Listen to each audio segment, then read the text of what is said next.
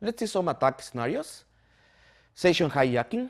That means we can steal cookies. As you know, every time you connect to a website and you authenticate into it, you get a session cookie 90% of the time. You get a session cookie, which is authenticated, and if by any chance someone grab that session cookie, they can put it in the browser, in their own browser, and impersonate your accessing whatever application you were logged in, banking account, whatever it is. So the attacker can do something like this. They can prepare in their website. They need to find a way to lure you to connect to their website.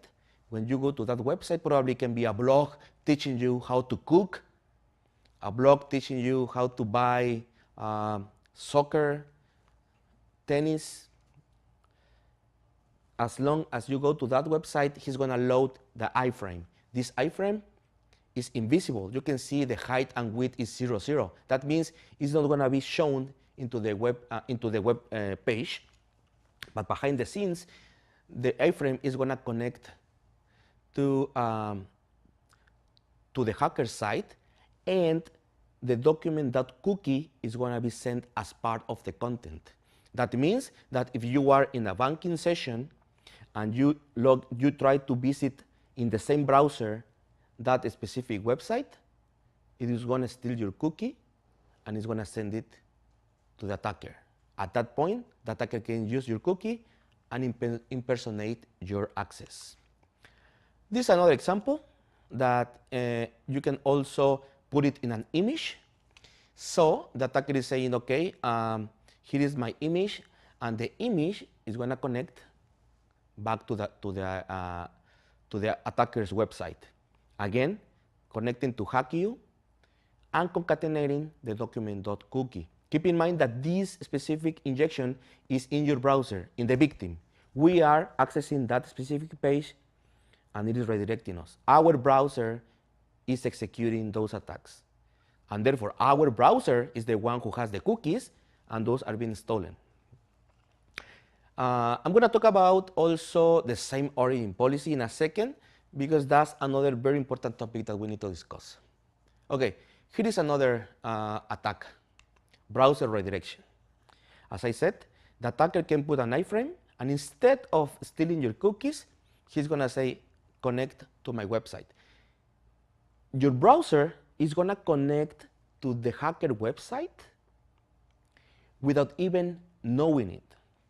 And if the hacker has an exploit that can compromise your browser, they will get access to your PC or they can infect it, which is pretty common, by the way. Other kind of attacks, browser exploitation. There is something called the universal cross-site scripting. Nowadays, there has been a lot of news about this kind of attack using cross-site scripting or cross-site request 480, which is another course, where universal cross-site scripting means that unlike the common cross-site scripting attacks, UXSS, which is the name, is an attack that exploits client-side vulnerabilities in the browser.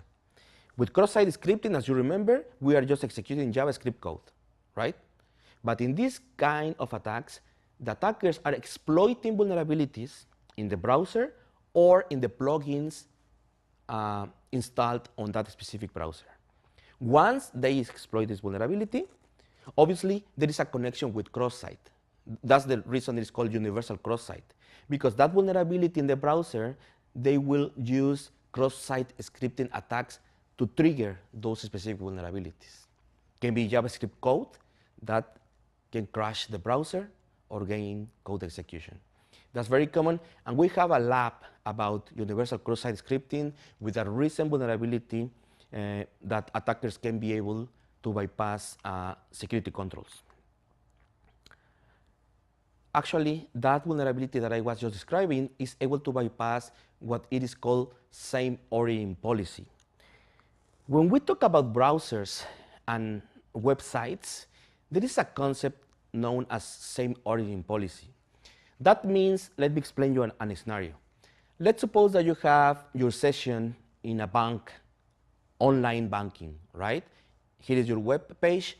And let's suppose that you open a second window and then you navigate to a blog. But that blog, let's say that it is malicious and there is an attacker there trying to exploit your PC. The attacker is able, if the attacker is able to exploit your PC, still the same origin policy protects you because the attacker cannot go from that website and read everything in your banking page. In other words, the attacker, even though if it compromised via JavaScript or cross-site script in your browser, he cannot go and say, okay, let me connect to the banking page and grab cookies and grab everything. Reading remotely is not possible. That's what same origin comes into place. In other words, what it says is only from the same origin can be able to read information from. If you are in a different origin, which means origin means same protocol, same port, and same host. If you are in a different host, different domain protocol, or different host, then you are not in the same origin, and then you are not allowed to read from that other website. Let's see some examples here taken from Wikipedia.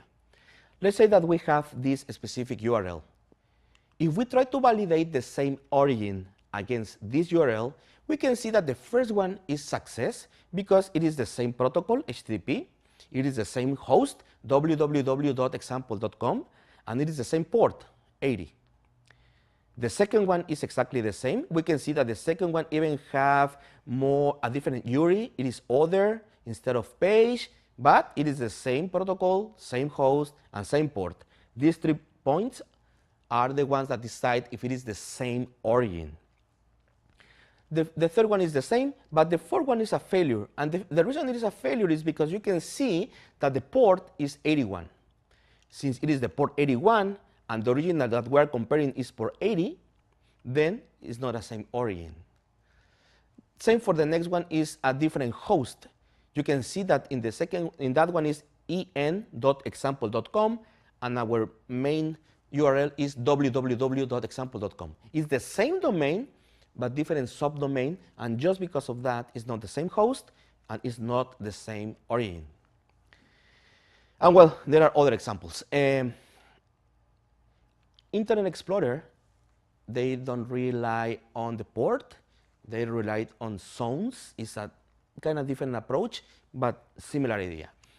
As you can see here, same origin plays a key role in this whole web-based environment. So that, as I told you, attackers cannot just grab your browser, execute JavaScript code, and start reading the whole content of your sessions in your machine. They cannot do that because of the same origin policy.